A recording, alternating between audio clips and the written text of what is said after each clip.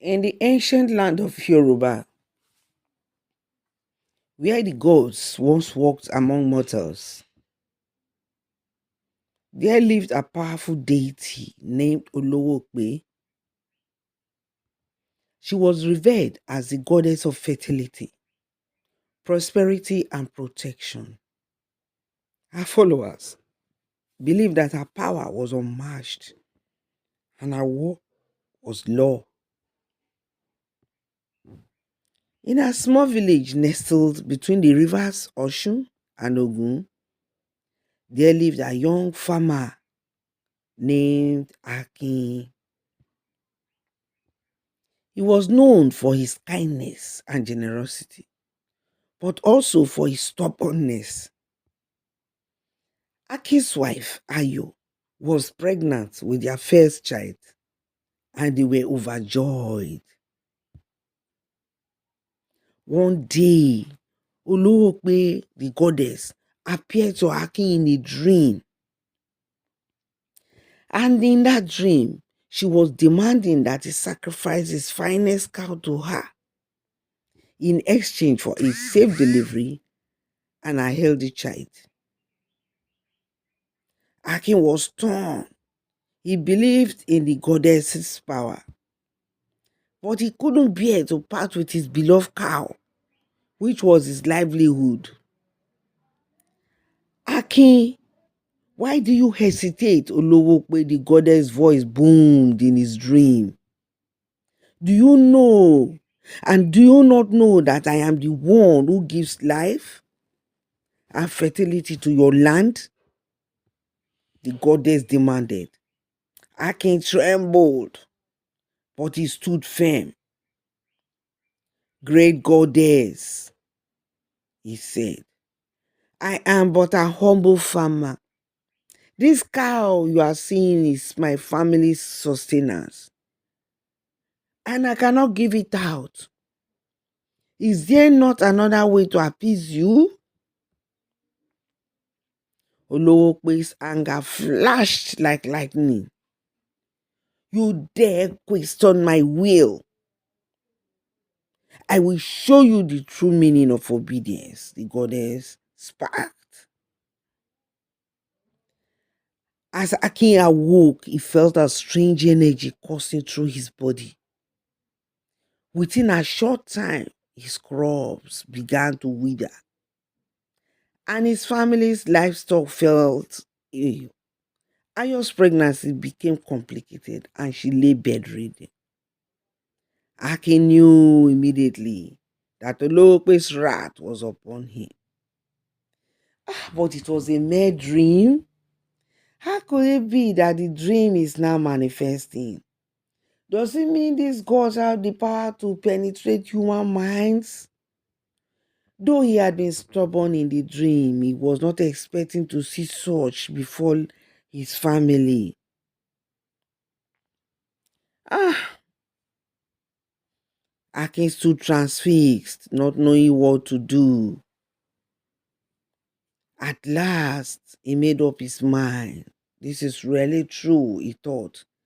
And reluctantly, he led his finest cow to the goddess' sacred grove, tears streaming down his face, wondering how he was going to manage with his family now that he was taking the best cow, the only one, to the goddess.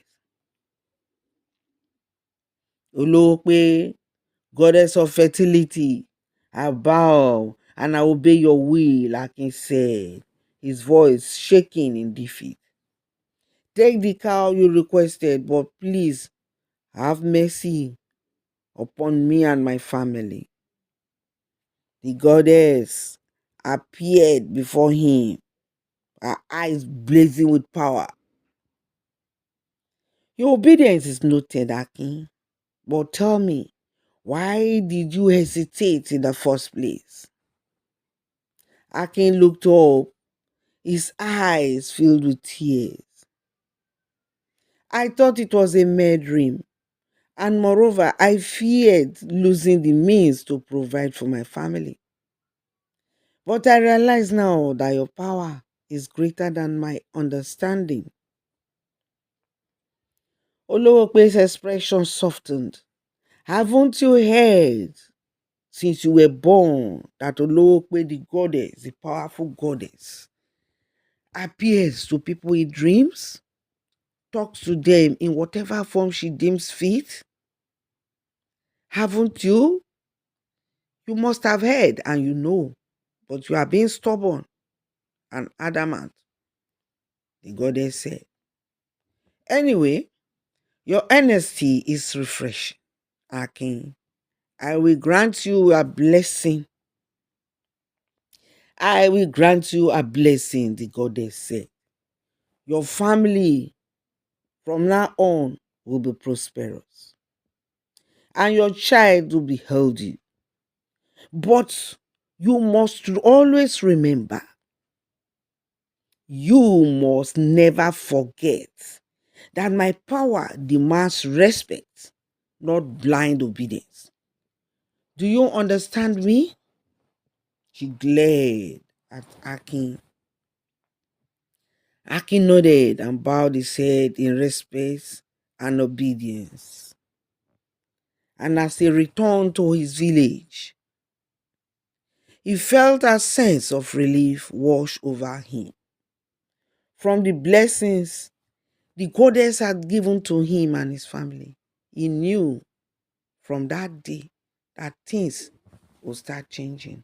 But will it? He asked himself.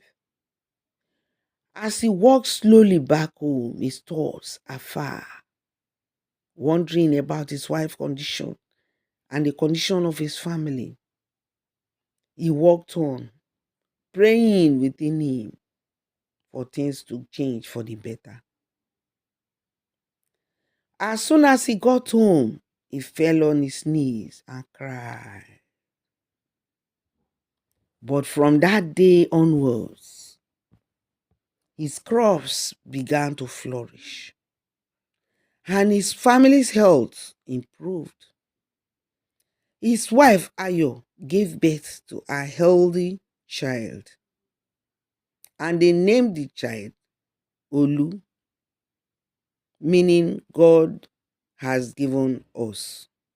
The baby was a boy. Then Akin revered. He got to know since then that Olowopê, with a newfound understanding that was dawning on him, was not a god to be toyed with. That was a traditional god of his people that he must not toy with.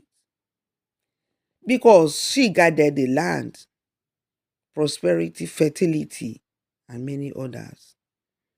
He learned that true obedience came not from fear, but from respect and trust in the goddess' power. That's the end of the story. Thanks for listening.